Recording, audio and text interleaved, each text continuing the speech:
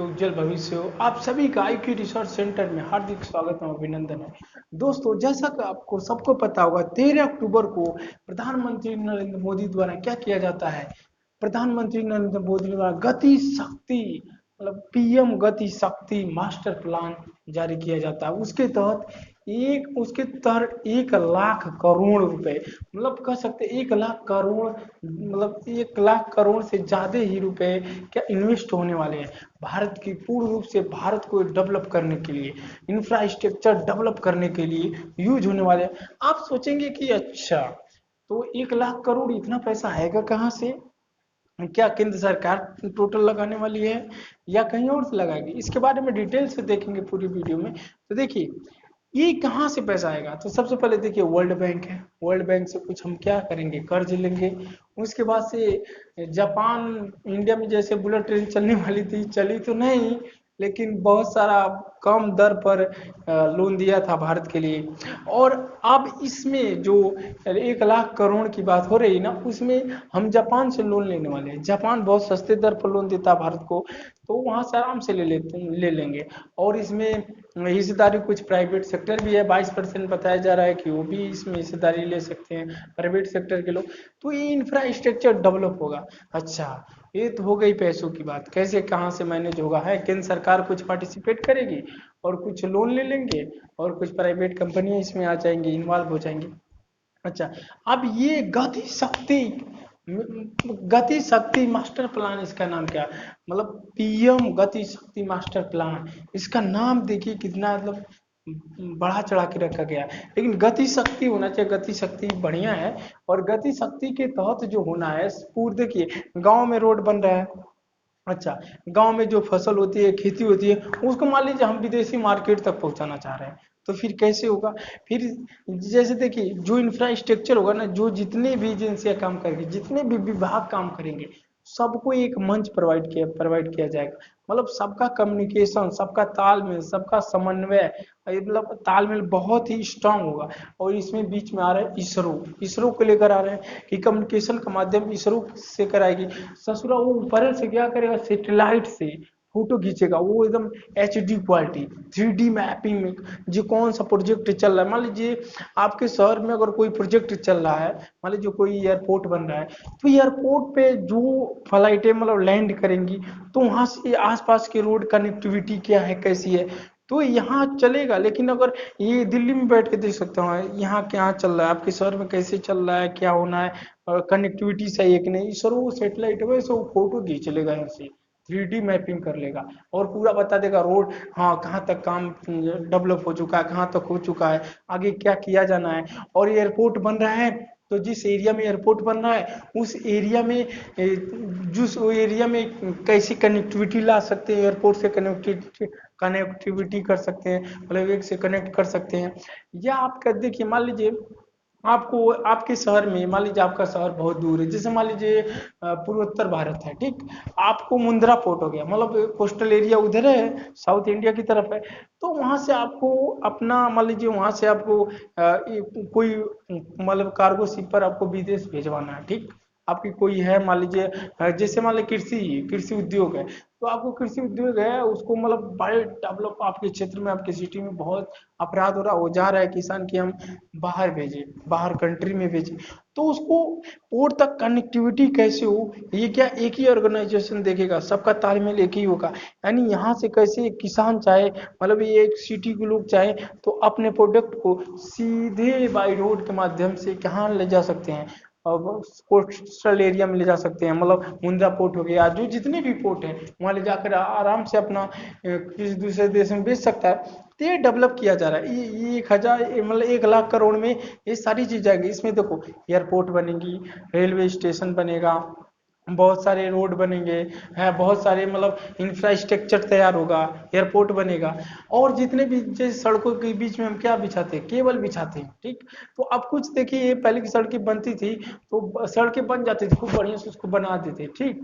उसके बाद जब केबल डालना होता है, तो फिर उसको बनी हुई सड़क को क्या करते, फोड़ फोड़ फोड़ फोड़ के एकदम उसकी मतलब क्या बताए, एकदम उसको एकदम खन के एकदम बेकार कर देते। इतना मेहनत गया, पैसा गया, भले मेहनत पैसा ला कर बनाया, फिर मेहनत इसमें किया, मेहनत किया ना, तो फिर मेहनत खोद के फिर मेहनत करेंगे, फिर जो मटेरियल खराब होगा वो भी खराब होगा, तो डबल काम होता था। अब जब रोड बनेगा ना उसमें पूरा ध्यान दिया जाएगा, मतलब पूरी तरह से प्लानिंग पहले से हो जाएगी कि उसमें कौन कौन से केबल बिछाना है, केबल का यूज क्या होगा, किसी गांव में इंटरनेट प्रोवाइड करना है तो कैसे प्रोवाइड करेंगे, पहले से केबल बिछा दिया जाएगा। और इसमें कंपनियां भी आएंगी, जैसे मान लीजिए जो भी कंपनियां हैं इंटरनेट प्रोवाइड करती है तो अपना केबल बिछाएंगी, तो इसमें हो सकता है जब रोड बने तो वो अपना एक ले ले, उसमें अपना टेंडर ले सकती है कि हम यहाँ से यहाँ तक हमें बिछाएंगे, और कंपनियां इसमें आके पार्टिसिपेट कर सकती हैं। और इसरो का पार्टिसिपेट है, 3D मैपिंग करेगा कहाँ से कहाँ तक हो गया।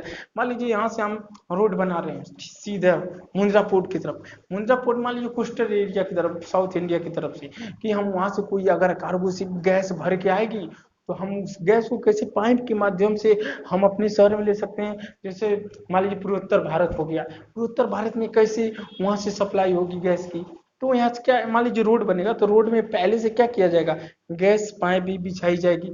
अब पता चलिए पहले क्या होता था, इधर मान लीजिए पता चला मान लीजिए प्लानिंग नहीं है, इधर रोड बन गया और हम सोच रहे हैं हाँ हम लाएंगे पाइप के माध्यम से गैस लाएंगे, इधर मान लीजिए रोड खूब बढ़िया बन रहा है, जानते हैं इधर कैसे ग्रामीण एरिया में रोड बनता है, रोड बन रहा है बनते बनते मान लीजिए मध्य प्रदेश तक चला गया, उधर से बनते बनते वो भी मतलब गुजरात से बनते बनते मध्य प्रदेश तक आया, तो ये ससुरा से भी ये मतलब पाइप बिछाई ही नहीं इधर से, और उधर से पाइप बिछा कर आया, कहा अब कनेक्ट करो, वाईफाई नहीं है कनेक्ट कैसे करेगा। तो ये तालमेल होगा तभी न जानेगा, 3D मैपिंग होगा, मतलब इसरो जो है हेल्प करने वाला, तो प्री मतलब पहले से प्लानिंग होगी, यहाँ से भी पाइप बिछेगी वहां से बिछेगी, तब ना हम उसको कनेक्ट कर देंगे। अब पता चला हाँ मध्य प्रदेश तक गए, गुजरात से वो पाइप डाल के सड़क बना रहे हैं, हम बिना पाइप के बना रहे हैं, अब फिर आया तो दोनों मिले तो कहीं यार अच्छा ये तो पाइप है नहीं है, तो कैसे फिर बनी हुई सड़क को खोदते आएंगे, टाइम भी जाएगा पैसा भी जाएगा एनर्जी भी वेस्ट होगा। तो इसीलिए इसको प्रीपेड प्लानिंग से कर रहा है, किया जा रहा है, ताकि कोई दिक्कत ना हो, रोड बने तो उसको सब सब चीज़ों को ध्यान में रख के बने। अगर रोड का कनेक्टिविटी क्या है, पोर्ट तक कैसे जाएगा, कोई अगर मान लीजिए एयरपोर्ट बन रहा है तो एयरपोर्ट पर कैसे जाएगा, कोई बड़ा हॉस्पिटल बन मान लीजिए एम्स बन गया तो उसको कैसे कनेक्ट किया जाए रोड से, जाने में लोगों को सुविधा हो। और मान लीजिए जैसे देखते पहले देखते थे गांव में बहुत सारी पुलिया बन जाती थी, उधर सड़क सड़क की कोई परवाही नहीं, सड़क थी नहीं, चारों इधर पानी, बीच में पुलिया बन गई। मान लीजिए नदी में पुल बन गया, इधर पानी बीच में पुल ऐसे टांगा पड़ा है, तो उसको देखा जाएगा जो पुल बनेगा तो उस पर उसका इंफ्रास्ट्रक्चर वो कैसे कनेक्टिविटी सही है कि नहीं। मान लीजिए पुल कई सौ मतलब कई करोड़ का बन गया, कई सौ करोड़ का बन गया पुल, और बीच मान लीजिए आने जाने में आपको दिक्कत हो रही है, कुछ दूरी में जाकर मान लीजिए 4 5 किलोमीटर जा करके सड़क ठीक ही नहीं है, उसकी कनेक्टिविटी ठीक नहीं है, वो सबसे पहले पुल बना तो उसकी कनेक्टिविटी सही करना पड़ेगा, मतलब तालमेल होगा, पुल बनेगा उससे पहले पुल बनेगा तो देखेगा 3D मैपिंग करेगा, इस ससुरा इसका रास्ता सही है कि नहीं है, हम इतना लाख करोड़ लगा रहे हैं उसका देखिए पुल के आसपास पूरा एरिया सही है कि नहीं, मतलब वहाँ रोड इंफ्रास्ट्रक्चर कैसे हम कर सकते हैं, तो उसको पूरा 3D मैपिंग से पहले मैप कर लिया जाएगा और पूरा प्लानिंग के तहत बनाया जाएगा, तो कोई दिक्कत नहीं होगी। और इसमें जैसे कि बताया ना, मतलब मान लीजिए कोई रेलवे क्रॉसिंग है, रेलवे क्रॉसिंग में ऊपर ओवरब्रिज बन गया ठीक, और इधर कुछ 5 किलोमीटर इधर जाकर कोई ऊपर आई जा ही नहीं रहा, बस वैसे बन के ऐसे तंबू की तरह तना हुआ है, तो क्या फायदा हुआ। वो भारत का मतलब भारत सरकार को इतना पैसा इन्वेस्ट हो रहा है, मतलब इन्वेस्ट हुआ लेकिन उसका यूज नहीं हो रहा है, तो ये तो भारतीय जनता का ही पैसा, क्योंकि हम जो टैक्स देते हैं उसका भी पैसा उसमें यूज होगा। तो यही देखना मतलब कैसे किस तरह से वो बढ़िया तरीके से उसको मतलब लोगों के यूज में आए। मान लीजिए कोई फर्टिलाइजर बन रहा है, फर्टिलाइजर खूब बढ़िया से बन गया एकदम पूरा बढ़िया से, पता चला उसमें गैस का कनेक्टिविटी नहीं है, वैसे बंद पड़ा है, कई सौ करोड़ का प्रोजेक्ट है, बन के तैयार हुआ, गैस पाइपलाइन की व्यवस्था नहीं है, वैसे मतलब बंद पड़ा है, तो यूज कैसे होगा, आम लोगों को कैसे यूज में होगा, वहाँ के लोग युवा बेरोजगार होंगे, वहाँ कोई रोजगार क्रिएट नहीं हो पाएगा। तो देखिए तालमेल होगा, हाँ वो ऊपर से मैपिंग करेगा, इसरो की थर्ड आईज होगी, ऊपर से मैपिंग करेगा, हाँ यहाँ हमें क्या बनाना, फर्टिलाइजर बनाना, तो देखा कि आसपास इसकी रोड की कनेक्टिविटी क्या है, इस एरिया में किस तरह की डिमांड है, इस एरिया में किस तरह की मतलब डिमांड है, उस तरह को वहाँ से बनेगा फर्टिलाइजर। फिर मान लो फर्टिलाइजर बनेगा तो गैस पाइपलाइन की व्यवस्था क्या है, तो जो रोड बनेगा उसमें पहले से गैस पाइपलाइन की व्यवस्था होगी, जहाँ बनेगा फर्टिलाइजर वहाँ पहले से ही मतलब गैस और सड़क में पड़ते आएगा, और जब गैस कनेक्टिविटी हम कर लेंगे आराम से यूज करेंगे। अब पहले क्या होता था, रोड बन जाता था, फिर बाद में खोद खोद के रोड के हम हुलिया बिगाड़ देते थे, एक्सीडेंट भी काफी होते थे। अभी देखिए ना, रोड बन रहा है, चारों तरफ खुदाई हो रही है, खुदाई हो रही है पूरा, मतलब इतना मतलब पतला रोड है, उसमें चौड़ा करने में तो खुदाई होगी, लेकिन ये पहले से प्लानिंग हो जाएगी, रोड की चौड़ाई कितनी होनी चाहिए, कोई दिक्कत ना हो भविष्य में, तो उसको सब कुछ देख कर मैनेज करके बनेगा, मतलब पूरा एकदम आधुनिक तरीके से रोड बनाया जाएगा, उसमें जो भी वायर है, केबल है, सारी चीज बिछाए जाएंगे। तो इसमें कोई मतलब इसमें ये नहीं है, मतलब टाइम बर्बाद नहीं होगा इसमें, जो पैसा एकदम यूज होगा उसका, मतलब जो पैसा हम उसमें लगाएंगे उसका भरपूर यूज होगा।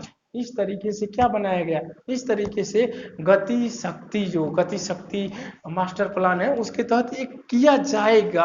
अभी हुआ नहीं है, अभी तो 13 तारीख को प्रधानमंत्री नरेंद्र मोदी ने इसका उद्घाटन किया, तो ये मतलब ये किया जा रहा है, क्यों, देखिए ये कहा जाए हम आज़ादी का हम आज़ादी का हम आज़ाद मतलब हम 75 जैसे 100 साल आज़ादी का पूरा होगा, हम आज़ादी का अमृत महोत्सव, अभी 25 साल 75 साल हो गया, हम 25 साल आने वाले 25 साल में अमृत आज़ादी का अमृत महोत्सव मना रहे हैं, क्या अमृत महोत्सव मना रहे हैं। और हमारे किसान जो देश के जो मतलब देश की जनता का जो देश की जनता उसका पेट भरने का काम करते हैं, जो खेत में दिन रात मेहनत करते हैं, वो सड़कों पर दौड़ रहे हैं, उनको सड़कों पर दौड़ा करके गाड़ी से कुचला जा रहा है, और हम क्या मना रहे हैं, देश का अमृत महोत्सव, देश की आजादी का अमृत महोत्सव मना रहे हैं। ऐसा अमृत महोत्सव तो नहीं चलेगा, क्योंकि किसान ही तो इस देश के पिलर होते हैं, अर्थव्यवस्था में 50% से ज्यादा इनका हिस्सेदारी होती है, तो कैसे हो सकता है, किसानों को पहले आजाद कीजिए, अमृत महोत्सव तो हम मनाएंगे हैं, खूब धूमधाम से मनाएंगे, लेकिन किसान को दौड़ा दौड़ा कर सड़कों पर कुचला जाएगा गाड़ी से, और हम कहें कि हम अपना आज़ादी का अमृत महोत्सव मना रहे हैं, तो ये कहना गलत होगा।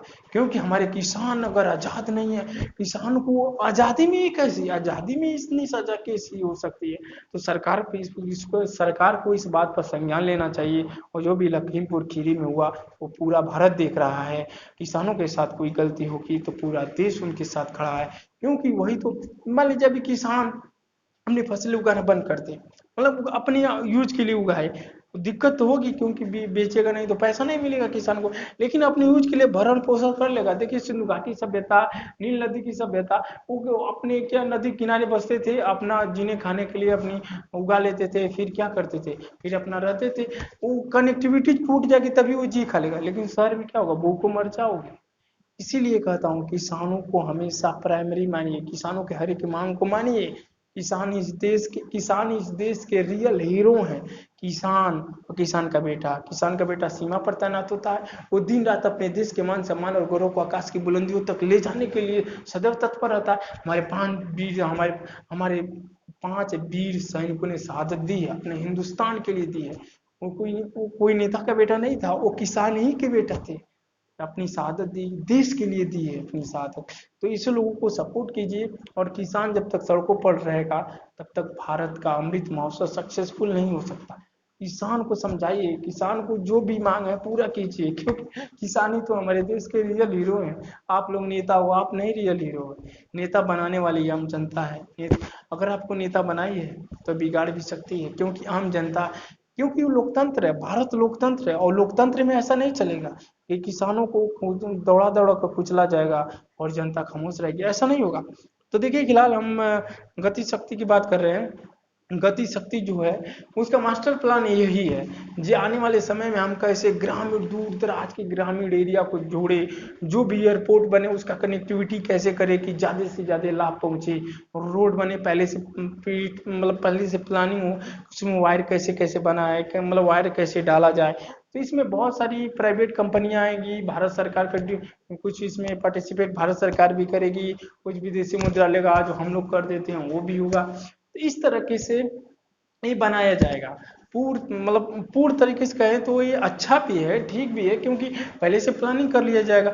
जो भी विभाग होंगे उनका आपस में तालमेल बहुत अच्छा होगा। एक ही छत के नीचे पूरा प्लानिंग, एयरपोर्ट बन रहा है, मान लीजिए यहाँ एयरपोर्ट बन रहा है, ये सड़क बन रही है, या वहाँ पर रेलवे स्टेशन बन रहा है, सबको एक ही छत के नीचे प्लानिंग किया जाएगा, उसके ऑफिसर लगे रहेंगे, आपस में सब तालमेल होगा। वहाँ एयरपोर्ट बनेगा तो एयरपोर्ट में मान लीजिए बनेगा तो कौन कौन सी सुविधा है एयरपोर्ट का, कैसे हम रेलवे स्टेशन से कनेक्टिविटी कर सकते हैं, मेट्रो स्टेशन बनेगा उसका कनेक्टिविटी कैसे कर सकते हैं।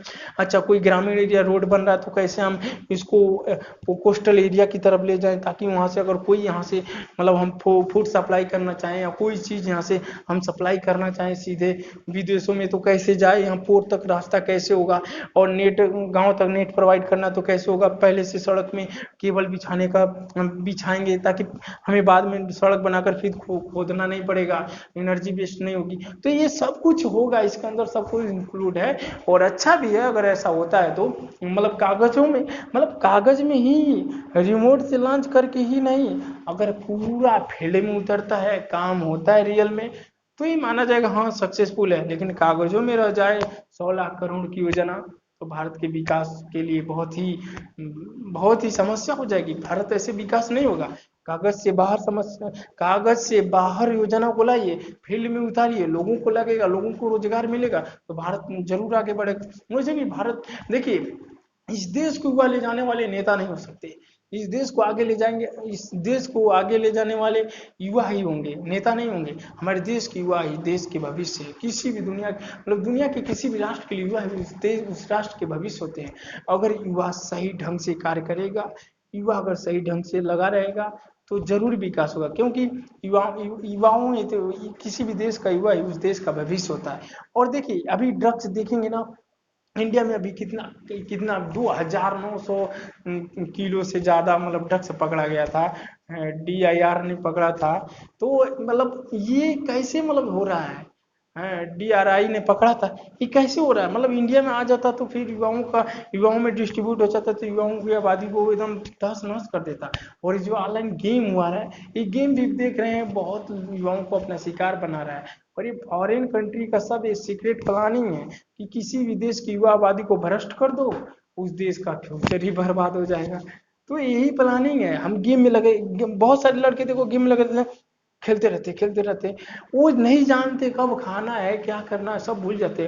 वो अपने आप को क्या, उनका फॉरेन कंट्री गेम लॉन्च किया, ब्रेन वॉश कर दिया, यहाँ पर लड़के उसमें लगे पड़े हैं। तो फिर युवा क्या करेगा, आगे जाकर क्या करेगा, जान ही रहे हैं। वो कहावत है ना, खेलोगे पबजी बेचोगे सब्जी, ये कहावत है, गांव में ऐसा लोग कहते हैं। तो ऐसा ना करना पड़े। आप हमारे देश की युवा जागरूक हों, और जो भी हो देश की तरक्की में अपना सर्वोच्च देने की कोशिश करें। इसी तभी हमारे देश के मान सम्मान और गौरव आकाश की बुलंदियों तक जाने से कोई नहीं रोक सकता।